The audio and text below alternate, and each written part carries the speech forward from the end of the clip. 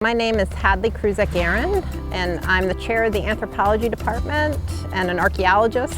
A few years ago, the staff of the Potsdam Public Museum came to us and asked us if we'd be interested in doing an excavation at this property right here. They had recently discovered that it was home to a Civil War training ground called Camp Union, which was where almost 1,000 men from the 92nd Regiment lived and trained for 5 months from 1861 to 62. Their goal, and our goal, has been to see if we could find any evidence of that experience out here. My name is Catherine Gagnon. Most people know me as Kat. I am a double major in archaeology and anthropology with a double minor in geology and museum studies here at SUNY Potsdam.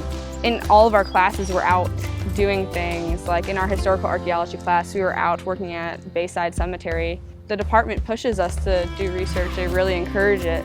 And I plan on actually starting to try to figure out what I want to research. Then by the end of my time here, I can present at a conference. I like being able to see what we're finding. I mean, you're uncovering something that hasn't been touched in however long. I mean, it could be 100 years, it could be a few years, you know, and you really kind of feel that connection. I like to be able to see what we're finding and then bring it back to the lab and kind of follow its story. You can just sit here and envision, you know, a group of horses just grazing across the landscape when you're finding these horseshoe nails, or you can imagine cavalry practicing across the landscape. So you really kind of, you feel that like livelihood, you know, like you can see that image, like you just sit here and, although it's just dirt, that image just comes into your mind when you're finding these things in the screen or when it's popping up out of the soil.